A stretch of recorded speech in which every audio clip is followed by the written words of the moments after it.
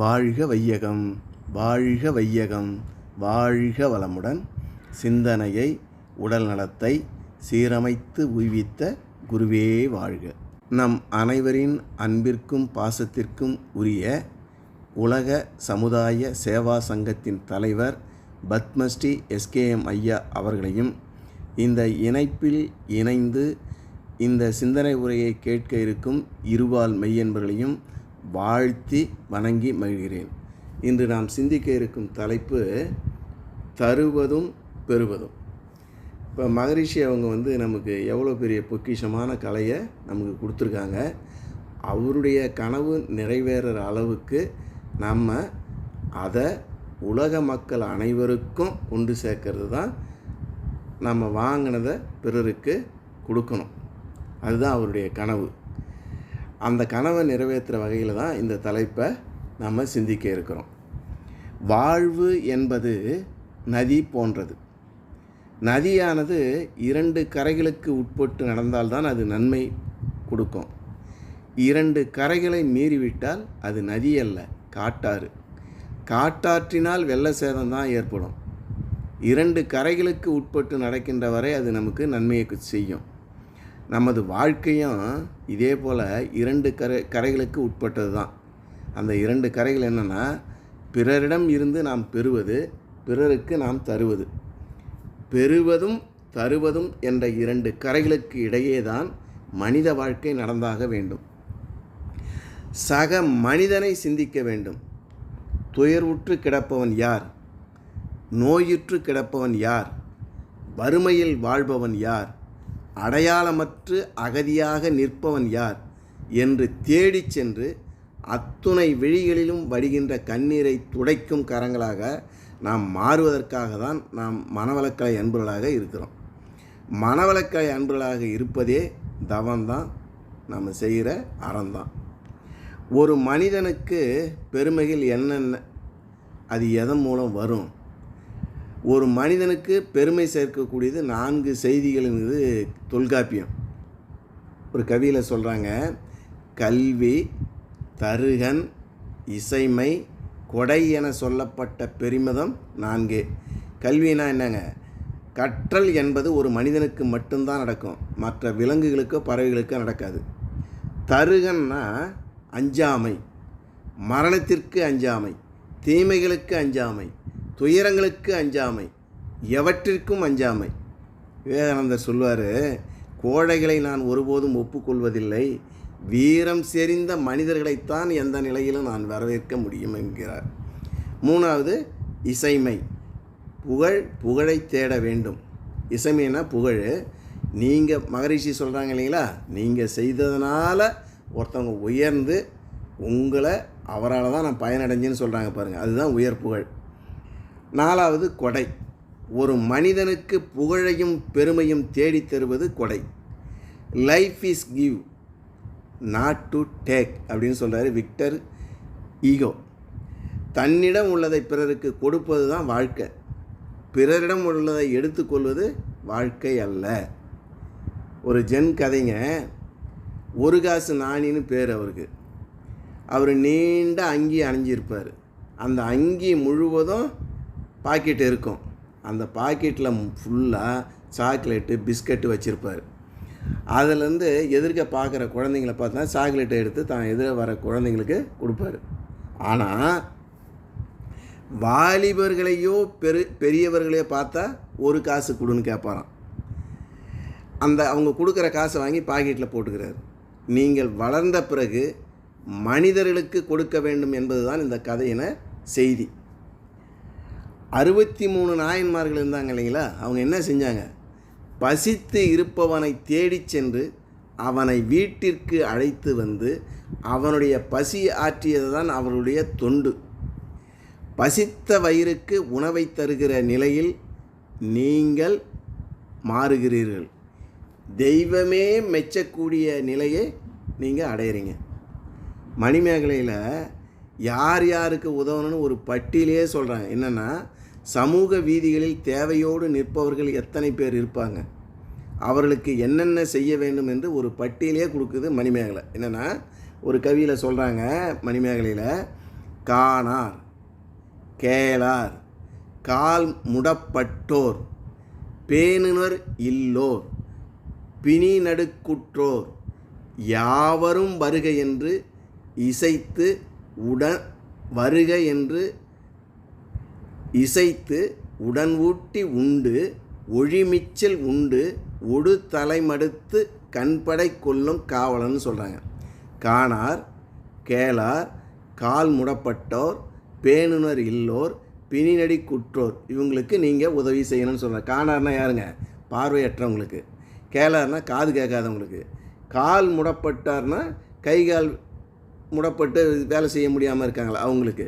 பேணுனர் இல்லோர், வீதியில் பராமரிப்பு இல்லாதவர்கள், குடும்பத்தால் கைவிடப்பட்டவர்கள், அவர்களுக்கு நீங்கள் உதவி செய்யணும்.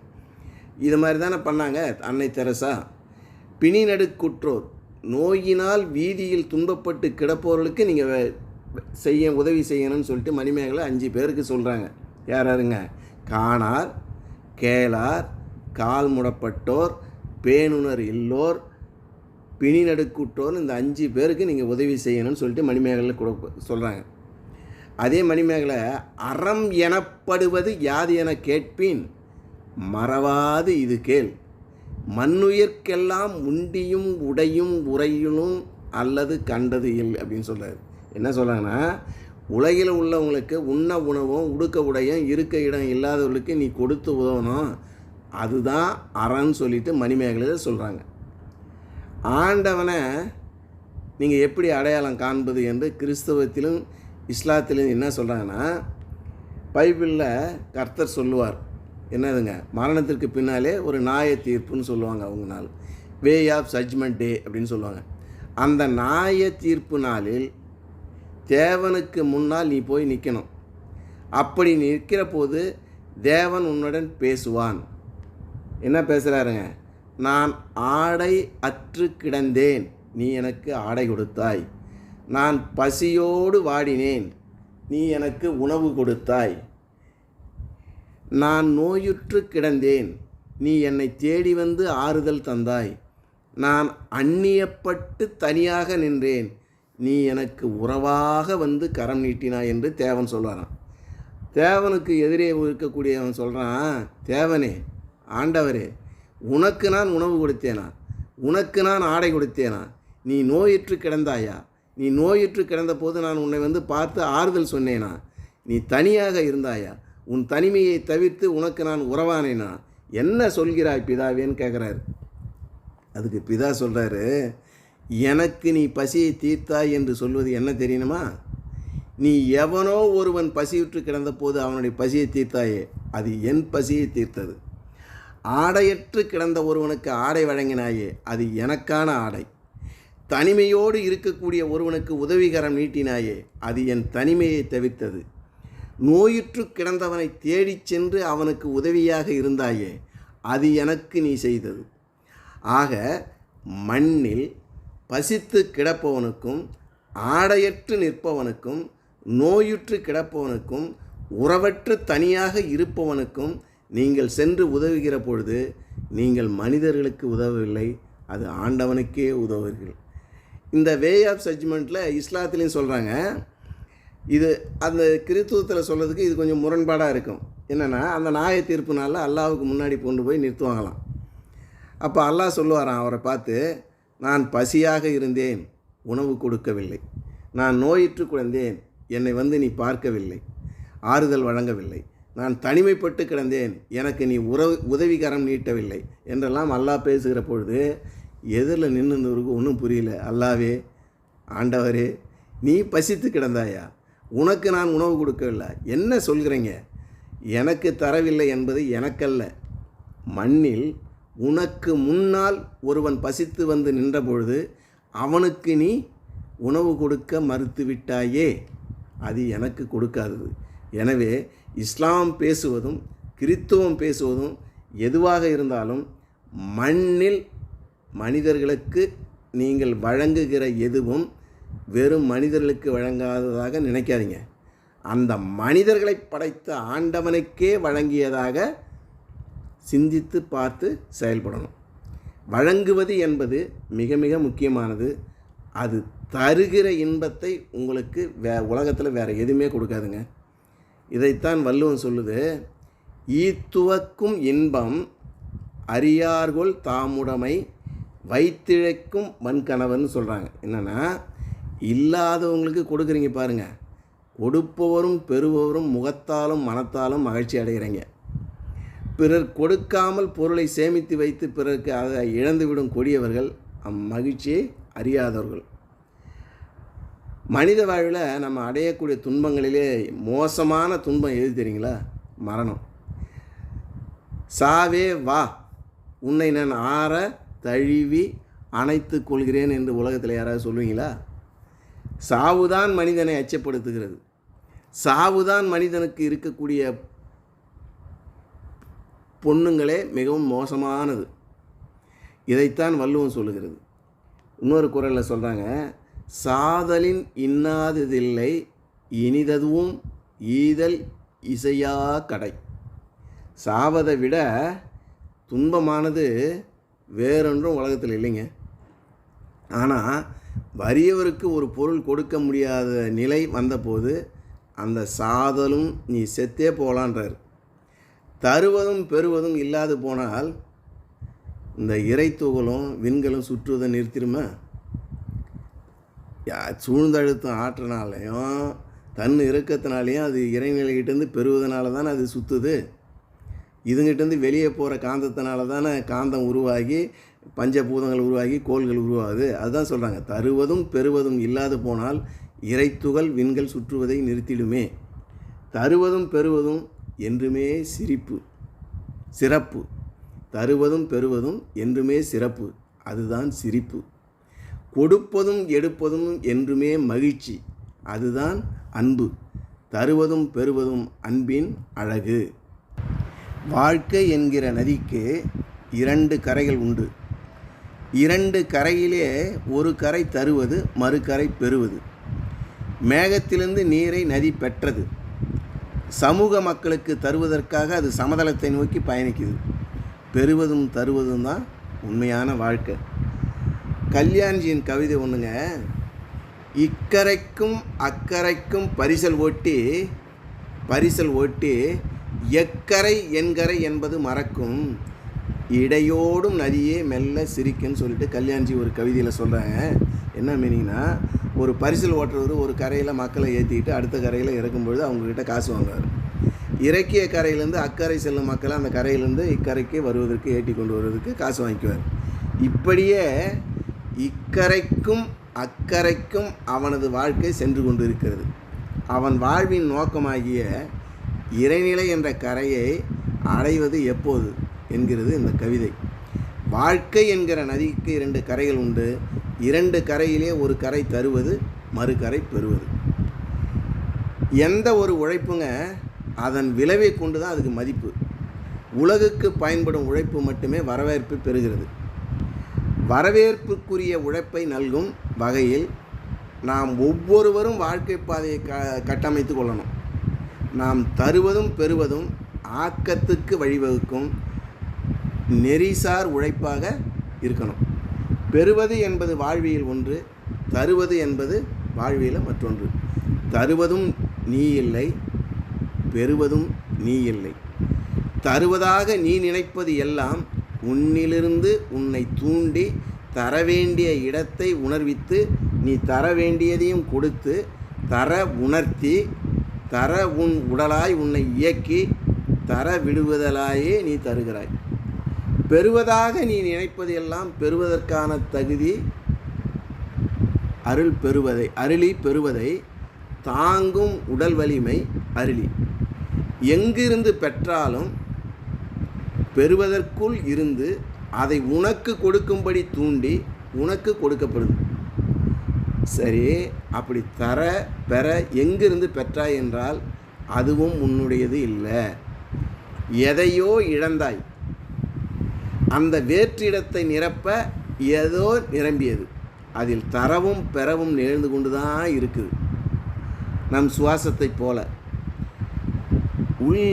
உள்ளோற்றமும் வெளியேற்றமும் நொடி பொழுதும் உன்னை மீறிய ஒன்றால் உன்னுள்ளே உனக்காக நிகழ்விக்கப்படுவதால் தான் உன் இருப்பே. அப்படி இருக்க தருவதும் பெறுவதும் எப்போதும் உன்னை மீறி உன்னையும் ஒரு பொருட்டாக மதித்து நீயாகவும் இருந்து இயக்குவது இறையே.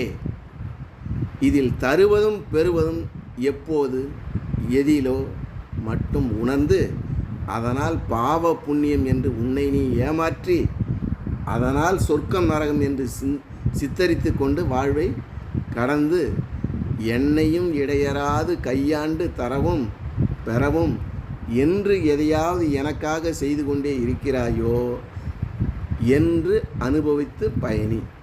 உன்னை பயன் ஆக்கியவன் கருணை என்றும் உனக்கு உண்டு. மனித வாழ்க்கையினாலே பெறுவதற்கும் தருவதற்குமாகவே வடிவமைச்சிருக்குது. ஆதி மனிதன் இயற்கையில் இருந்தும் விலங்குகள் உயிரினங்களிடமிருந்தும் கற்றுக்கொண்டதையும் பெற்றுக்கொண்டதையும் மீண்டும் அவற்றுக்கே அளித்து மீண்டும் மீண்டும் தருவதும் பெறுவதுமாக வாழ்க்கையை பயன்படுத்தி கொண்டிருக்கான். வாழ்க்கை என்பது இயற்கை மற்றும் உயிரினங்களோடு கொடுக்கல் வாங்கல் செய்வது மட்டுமல்ல, சக மனிதர்களுக்கும் தந்து மகிழ்வதும் அவர்களிடம் பெற்றுக்கொள்வதுமாக இருக்குது. இந்த மண்ணில் நாம் வாழ்வதற்காக முன்னோர்களால் 4 வர்ணாசிரமத்தை அமைச்சிருக்காங்க நமது வாழ்க்கைக்கு. பிரம்மச்சரியம், கிரகஸ்தம், வனப்பிரஸ்தம், சன்னியாசம். இந்த 4 வர்ணாசிரமத்தில் பாருங்கள், முதல் 2 பருவத்தில் பெறுறோம், பிறர்கிட்டேருந்து பெறுறோம். மற்ற 2 வர்ணாசிரமத்தில் நாம் தரோம். பிரம்மச்சரியம் காலத்தில் பிறரிடமிருந்து கல்வி கற்று அறிவை பெறுகிறோம். குருகுலவாச காலத்தில் அரசனாக இருந்தாலும் சரி, இளவரசனாக இருந்தாலும் சரி, ஆதி சங்கரராக இருந்தாலும் சரி, வீடு வீடாக சென்று பவதி பிச்சேந்தேகி என்று சொல்லி தான் பிச்சை எடுத்து வந்து குருவுக்கு கொடுக்கணும். இதனுடைய தத்துவம் என்னன்னா, ஒருவர் முன் சென்று நாம் பிச்சை கேட்கும் பொழுது நம்முடைய ஆணவம் ஒழியும். கிரகஸ்தம் பருவத்தில் மனைவியிடமிருந்து இன்பத்தை பெறுகிறோம். மேலும் வீடு, நிலம், பணம், தொழில் அனைத்தையும் பெருக்குகிறோம். வனப்பிரஸ்தம் பருவத்தில் நாம் பெற்ற செல்வ வளத்தை அனைத்தையும் குடும்பத்தில் உள்ளவர்களுக்கு, உறவினர்களுக்கு, நண்பர்களுக்கு, சமுதாயத்தில் உள்ளவர்களுக்கு கொடுத்துவிட்டு மனைவி என்ற ஒரு உறவோடு மட்டும் வாழ்வதுதான் அந்த வனப்பிரஸ்தம். சந்நியாசம் என்பது எல்லா உறவுகளையும் துறப்பது அல்ல, உலகத்தில் உள்ள அனைத்து உயிர்களையும் உருவாக்கி கொள்வதற்கு பெயர்தான் சந்நியாசம் அப்படின்னு ராமகிருஷ்ண பரமஹம்சர் சொல்கிறார். சந்நியாசம் பருவத்தில் நாம் இறைநிலையிடமிருந்து பெற்ற ஞானத்தை உலக மக்களுக்கு அன்பு, கருணை, அருளாக தொண்டு செய்வது தான். தருவதும் பெறுவதும் கணக்குப்படி பார்த்திங்கன்னா ஒரு வணிகம் மாதிரி தான் இருக்கும். அவற்றில் மனிதம் சார்ந்த அக்கறையும் சமூகம் சார்ந்த தொலைநோக்கும் சேர்ந்தால் அவை மதிப்பிற்குரியதாக மாறிடும். பிரபஞ்சத்தில் உள்ள அனைத்து கோள்களும், நட்சத்திரங்களும், செடி கொடிகளும், மரங்களும், ஞானிகளும், ரிஷிகளும், மகான்களும் தாங்கள் வளர்ந்து வளர்ச்சியான பிறகு தன்னை தாழ்த்தி கொண்டு தன்னிடம் உள்ள ஆற்றலை, அறிவை, உணவுப் பொருட்களை அனைத்தையும் உலக மக்கள் மேன்மை அடைவதற்காக அன்றாட தேவைகளை பூர்த்தி செய்ய தங்களிடம் உள்ள அனைத்தையும் கொடுத்து கொண்டே தங்களை உயர்த்தி கொள்கிறார்கள். பண்பும் பணிவும் அன்பும் அறிவும் நிறைந்தவர்கள் தன்னைத்தானே தாழ்த்தி கொள்பவன் பிறரால் உயர்த்தப்படுவான் என்கிறார் இயேசுபிரான். தன்னை தாழ்த்தி கொள்பவனுக்கு இறைவன் அருளை கருணையாக கொடுக்கிறார். பெறுவதும் தருவதும் இயற்கை தந்த வரம். பெறுவதும் தருவதும் தன் வாழ்க்கையின் அன்றாட கடமை என்று கடல் நமக்கு சொல்லி கொடுக்கிறது. அனைத்து நதிகளும் கடலில் கலக்கும்போது தன்னை இழக்குது. இந்த இழப்பும் அர்ப்பணிப்பும் நதிக்கு இருக்கிறதே தவிர மனிதனுக்கு இருக்குதா? விதை தன்னை அழித்து கொண்ட நிலையிலே தான் அது மரமாகிறது, செடியாகிறது. இயற்கையில் உள்ள அனைத்துமே தன்னை அழித்து ஒவ்வொரு வழியிலும் சமுதாயத்திற்கு பயன்படுது. அதுபோல் மனிதனாகிய நாம் பயன்படுகிறோமா? சிந்திச்சு பாருங்கள். இழப்பு இருக்கும் இடத்தில்தான் உயர்வு இருக்கும். தண்ணீரை சுமந்து கொண்டு நதியானது ஓடுகிறது எதற்காக? தன் பசியை போக்குவதற்காகவா நதி ஓடுது? தன் தாகத்தை போக்குவதற்காகவா நதி ஓடுது? மனிதர்களின் பசியை ஆற்றுவதற்கும் மனிதர்களின் தாகத்தை தவிர்ப்பதற்காகவும் நதி சமவெளியில் பாய்ந்து ஓடுது. பெறுவது என்பது வாழ்வில் ஒன்று, தருவது என்பது வாழ்வில் மற்றொன்று.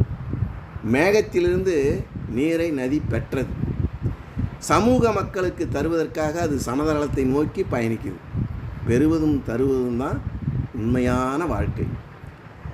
மாண்புமிகு முன்னாள் முதலமைச்சர் எம்ஜிஆர் அவர்கள் கலைவாணர் NS கிருஷ்ணன் அவர்களின் சிலை திறப்பு விழாவில் கலந்து கொண்டு சிலைக்கு மாலை போட்டுட்டு கிளம்புறாரு, காரில் புறப்படுறாரு. அப்போது அங்கே ஒரே கூச்சல். இவர் கிளம்பின உடனே என்னன்னு இறங்கி கார்லேருந்து இறங்கிக்கிறாரு. ஐயா, நீங்கள் போட்ட மாலையை ஒரு பையன் கழட்டிட்டு போகிறான் அப்படின்றார். அந்த மாணவரிடம் எம்ஜிஆர், அவர்கள் எதற்காக மாலையை கழட்டி செல்கிறாய்? அவருக்கு நான் அணிவித்த மாலையை நீ எதற்காக கழட்டி செல்கிறாய்ன்னு கேட்குறாரு. அதுக்கு அந்த பையன் சொல்கிறான், என்னுடைய தந்தை இறந்து விட்டார், அவருக்கு அணிவிப்பதற்காக மாலை வாங்க என்னிடம் காசு இல்லை, அதனால் இந்த மாலையை எடுத்து செல்கிறேன் ஐயா என்கிறார். இதை கேட்ட எம்ஜிஆர் அவர்கள் சொல்கிறாங்க, NS கிருஷ்ணன் உயிரோடு இருக்கும்போதும் கொடுத்தார், அவர் இறந்த பிறகும் கொடுத்து கொண்டு இருக்கிறார் என்று சொல்லிட்டு காரில் புறப்பட்டாராம். ஒன்றை தரதான் வாழ்வு தரமாகும், பெறதான் வாழ்வு பாரமாகும். இந்த கால் பந்தும் புல்லாங்குழலும் நமக்கு தெரியுங்க, இரண்டுமே வெளியிலேருந்து காற்றை தான் வாங்குது. கால் பந்தோ ஒரு துளையின் வழியாக காற்றை வாங்கி வெளியே விடாமல் தனக்குள்ளேயே வச்சுக்குது. புல்லாங்குழலோ ஒரு துளை வழியாக காற்றை வாங்கி 9 துளை வழியாக வெளியே விடுது. எத்தனை வலிமையாக கால்பந்து இருந்தாலும் தனக்குள்ளே காற்றை வாய்ந்து கொள்வதால் அது காலினால் உதப்படுது. ஆனால் இசையை தருகின்ற புல்லாங்குழலோ இறைவனின் திருக்கரங்களில் அல்லவா தவழ்கிறது. புல்லாங்குழல் கொடுக்கும் போதே இறைவனின் திருக்கரங்களை சென்று அடைகிறது. 6 அறிவு படைத்த மனிதர்கள் நாம் கொடுத்தால் நாம் எங்கு சென்று அடைவோம் என்று கொஞ்சம் சிந்திச்சு பாருங்கள். பெறுகிறவன் என்று தர ஆரம்பிக்கின்றானோ அன்றுதான் அவன் மேன்மை அடைகிறான். இயற்கையோடு மனிதன் நிகழ்த்தும் தருதலும் பெறுதலுமே உலகின் தலை சிறந்த அறச்செயலாக போற்றப்படுது. தருவது ஒன்று, பெறுவது ஒன்று, இது இயல்பானது.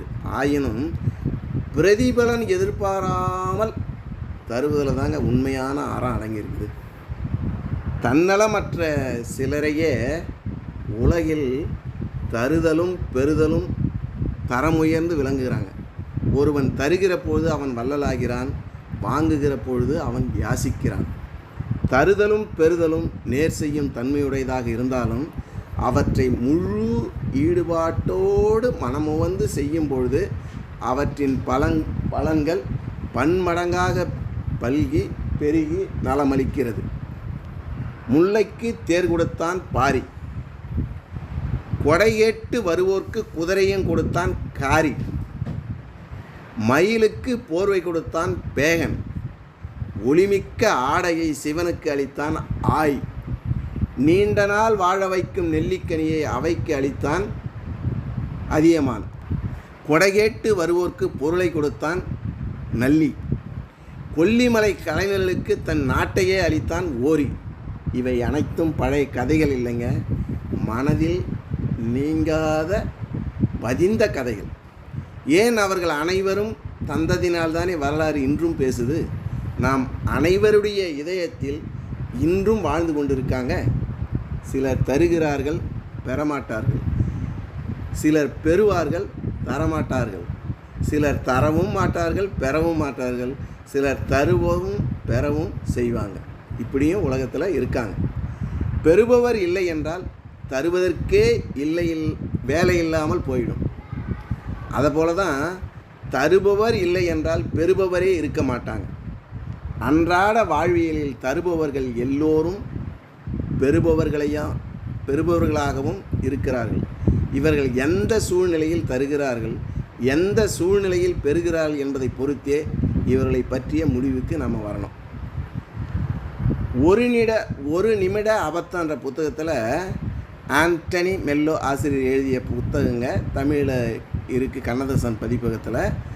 அதில் வாங்கி படிங்க. அதில் ஒரு ஒரு கதை இது, இந்த தருவதும் பெறுவதும் போல். ஒரு மடாதிபதி அவரை பார்த்த நிறைய பேர் வருவாங்க. அதனால் அவர் நினைக்கிறாரு, ஏன் இவ்வளோ பேருக்கு வந்து தங்கிறதுக்கும் படுக்கிறதுக்கும் தியானம் பண்ணுறதுக்கு நம்ம வந்து ஒரு கட்டடத்தை கட்டலான்னு யோசனை பண்ணி அதுக்கு வந்து நிதி திரட்டுறாரு. அதை பல பேர்கிட்ட வாங்கிட்டு இருக்கார் நன்கொடைய. அப்போது அந்த ஊரிலேயே மல்டி மில்லியனர் ஒருத்தன் வந்து ஒரு செக்கை வந்து அவர்கிட்ட கொடுக்குறாங்க. அவர் செக்கை வாங்க பார்த்து பையில் வச்சுக்கிட்டு அவர் பாட்டு கம்முன்னு இருக்கார். கொஞ்சம் நேரம் செல்லுது. அந்த அந்த மில்லியனர் வந்து அவர்கிட்ட கேட்குறாங்க, ஐயா நான் உங்ககிட்ட கொடுத்த செக்கை கொஞ்சம் எவ்வளோ பணம்னு கொஞ்சம் பாருங்களேன் அப்படின்னாரு. 50 கோடி ரூபாய் அந்த காசோலையில் நான் எழுதி கொடுத்துருக்கேன், ஒரு நன்றி கூட இதை நீங்கள் எனக்கு சொல்லலையே அப்படின்னு சொல்கிறார். மடாதிபதி அன்பு கூர்ந்து நான் கொடுத்த செக்கை மீண்டும் பாருங்கன்னு அவர் சொன்னதுக்கு அவர் பதில் சொல்கிறாரு. மடாதிபதி, ஏனென்று நான் கொடுத்த தொகை எனக்கே மிகவும் பெரியது, அந்த 50 கோடிக்கு உங்களுக்கு கொடுத்துருக்கேன், அதனால் என்ன அப்படின்னு கேட்குறாரு மடாதிபதி. ஒரு நன்றி கூட நீங்கள் சொல்லலையேன்னு சொல்லிவிட்டு பணக்காரர் கேட்குறாரு. உடனே சிரித்து கொண்டே சொன்னார், மகனே நீ எனக்கு நன்றி சொல்ல வேண்டும். என்னங்க ஐயா சொல்கிறீங்க, நான் இந்த ஊர்லேயே பெரிய மல்டி மில்லியனரு, 50 கோடி ரூபா செக்கை உங்களுக்கு கொடுத்துருக்கேன், அதை நீங்கள் பார்த்துட்டு ஒரு தேங்க்ஸ் கூட சொல்லலை, நான் போய் உங்களுக்கு நன்றி சொல்லணும்னு சொல்கிறீங்களே அப்படின்னு சொல்லி அந்த மல்டி மில்லியனர் கேட்குறாரு. உன்னிடம் நான் வாங்கினேன்னா வாங்குபவன் கொடுப்பவனுக்கு நன்றி சொல்ல வேண்டியதில்லை, கொடுத்தவன் வாங்குபவனுக்கு நன்றி சொல்லணும்னு சொல்கிறார். வாங்குபவன் கொடுப்பவனுக்கு நன்றி சொல்ல வேண்டியதில்லை, கொடுத்தவன் வாங்குபவனுக்கு நன்றி சொல்லணும்னு சொல்கிறார். அவர் பணக்காரருக்கு ஒன்றும் புரியல. ஏன்னா கொடுப்பதன் மூலமாக கிடைக்கக்கூடிய மகிழ்ச்சி இருக்குது பாருங்கள், இன்பமும் மிக பெரியது. அந்த இன்பத்தை நான் உனக்கு கொடுத்திருக்கிறேன், அதனால் நீ தான் எனக்கு நன்றி சொல்லணுமே தவிர நான் உனக்கு நன்றி சொல்ல வேண்டியது இல்லைன்னு அந்த மடாதிபதி சொல்கிறார். அதனால் கொடுப்பது என்பது தான் முக்கியமானது. இதுகாரும் இந்த இணைப்பில் இணைந்து இந்த சிந்தனை உரையை தருவதும் பெறுவதும் என்ற சிந்தனை உரையை கேட்டு மகிழ்ந்த இருவால் மெய்யன்பர்களையும் வாழ்த்தி வணங்கி நிறைவு செய்கிறேன். வாழ்க வையகம், வாழ்க வளமுடன்.